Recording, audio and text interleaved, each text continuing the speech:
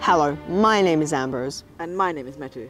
Here in my hand is a leaf-tailed gecko. Let's have a look at it. These southern leaf-tailed geckos are native to Australia. It's pretty big. That indeed it is, Metu. You see, these geckos are one of Australia's largest species of gecko.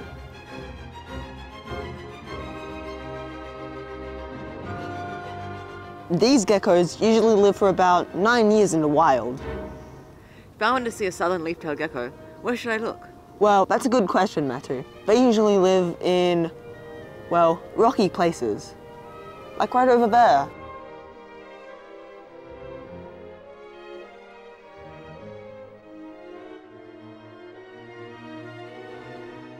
They usually inhabit rocky areas, including boulders, rock faces, or small rock crevices, as well as trees, but they can be very difficult to spot.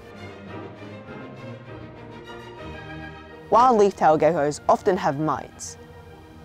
If you look closely, you might be able to see some tiny red bumps on the gecko's skin. Are those tiny red bumps actually mites? Yes, Metu. Indeed they are. Now, these mites are usually found around the neck, armpits, and groin. They also are commonly found on the base of the tail, but they can be anywhere on the gecko's skin.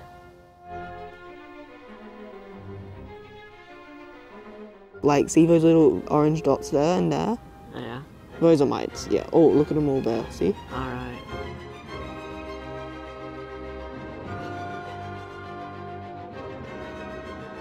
What is this grouping of bumpy scales on either side of the base of the tail?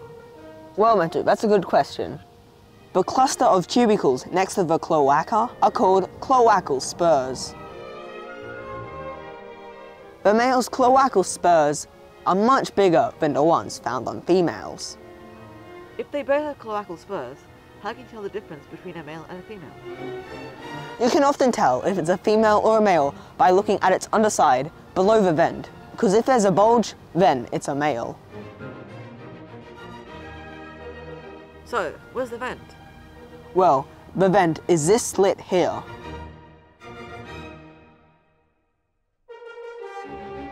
If it's a male, he'll have a hemipenal bulge below the vent. Wait, so females don't have a hemipenal bulge? No, not one like this. And the females tend to be larger and heavier than the males. What's their maximum length? Well, Metu, the maximum length from snout to vent is about 10 centimeters.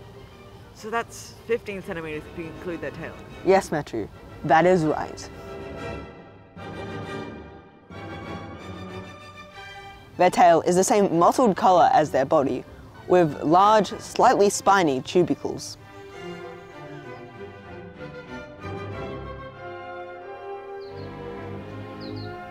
And because the tail tapers to a point, it looks even more leaf-shaped.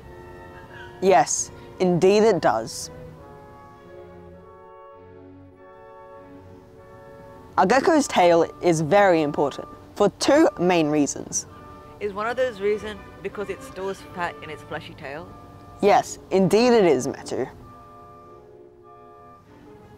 And the other reason is if a gecko is feeling threatened, it can autotomize its tail as a decoy. The detached tail will wriggle and squirm to distract the predator so the gecko can make its escape. But geckos can regrow their tails, just like skinks can, right? Yes, they can, Metu, although the newly regenerated tail will be much smoother than the previous iteration.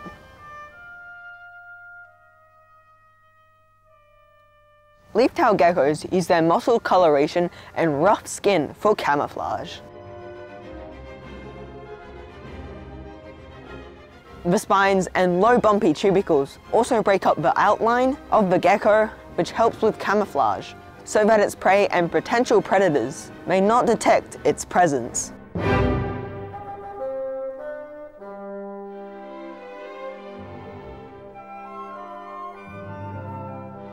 How do leaf-tailed geckos hunt? Well, Metu, they usually hunt nocturnally with their head down motionless, ready for potential prey to come by.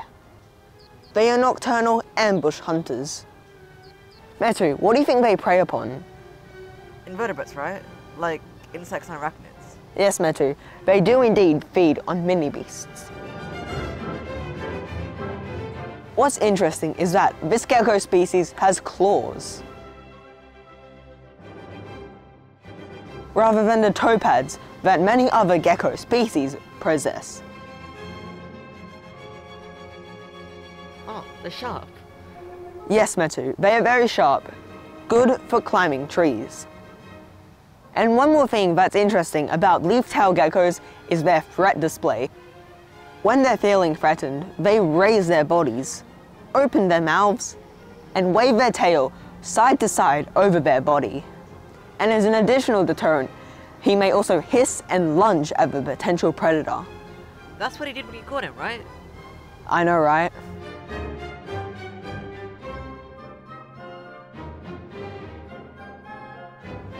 And while we're watching this amazing gecko, I'd like to give a shout out to this month's Super Thanks supporters.